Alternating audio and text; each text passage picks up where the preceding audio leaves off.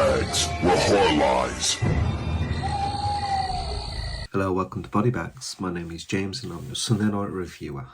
And for this week, as I mentioned a couple of weeks ago, that I was probably going to do the first or second Out Studios short by Neil Blomkamp and Zygote.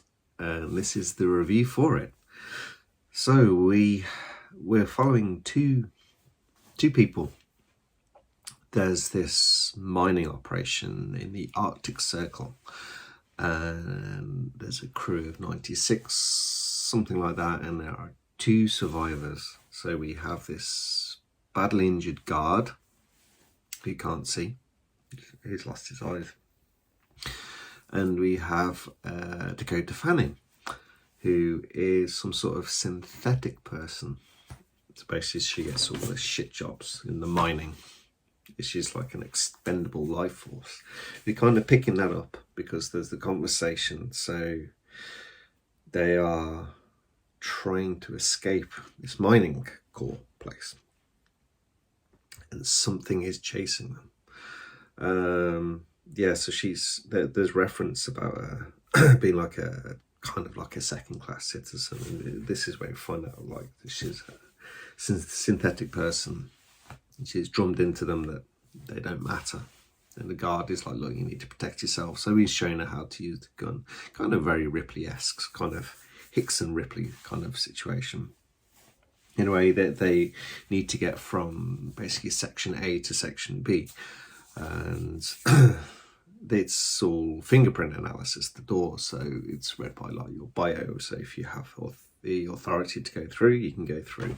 So he's a security guard, he has these correct bios, but I don't think that she does.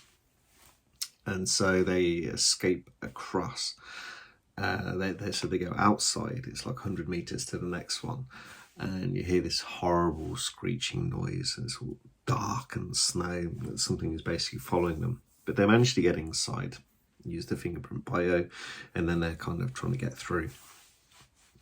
And then you see a part of this creature, this hand comes forward, but it's like multiple hands. And this is where it gets really cool. So it's pressing the bio, and it's like non-sufficient data, blah, blah, blah. Tries another finger, non-sufficient data. And then actually it's trying different hands. And then this one clicks in, it's like officer, blah, blah, blah, or something like that. And you have clearance. So basically you realize it's very like The Thing sort of thing, but it's kind of quite cool. It's not that it replicates people, it kind of amalgamates them, so it becomes this bigger thing. Basically it's just this kind of, it's kind of like a normal kind of figure sort of thing. It's like the silhouette of a person, but it's basically all these hands and arms and stuff. And then there's this bulbous head thing that's been held up by some of the arms, and there's all these eyes on it. It looks fantastic. But yeah, it's like every time it kills someone, it like crafts it onto them, stuff like that.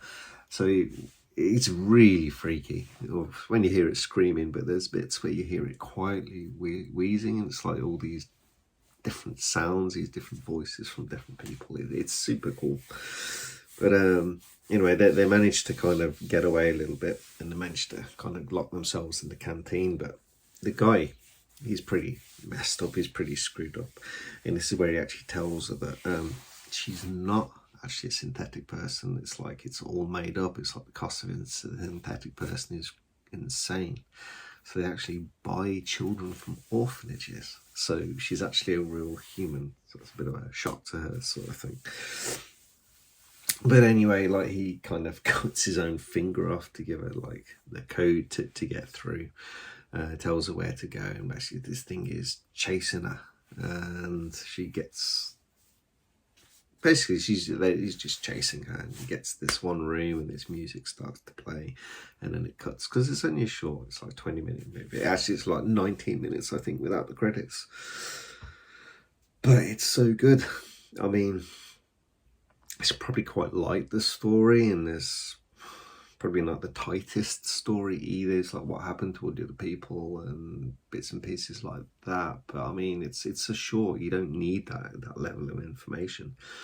It's all about the impacts, and this is claustrophobic. It's intense. You are tense watching it, especially with all the sounds. And when you see it, yes, it's CGI, but it's pretty good for the budget and what it is. But it's just a freaky ass creature that's chasing them down, and it's just relentless, and it's really cool. It's really cool.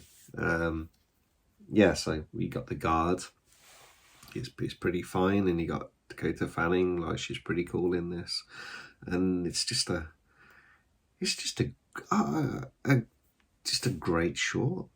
I guess like maybe why it hasn't been made into a movie. It's like we got District 9.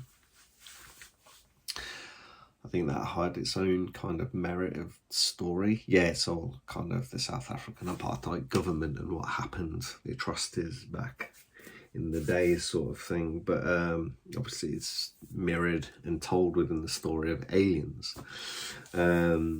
Where this short kind of borrows from bits and pieces, like it's very heavy on the thing. You got bits of aliens in there and stuff like that, and probably its uniqueness is kind of wrapped up with the creature, which in itself isn't super unique, but it looks cool. And for a short, this works fantastic, and I really enjoyed this one. Again, this is a YouTube watch. You can watch these Oats Studios shorts. And this is I think this is the one. I mean, I've only seen two, but from the one I only ever heard about to start with was this one. And it's a great watch, so I do highly recommend it. But anyway, that's the end of the review. Hope you guys enjoyed it, and I'll catch you next week. Thank you. Good night.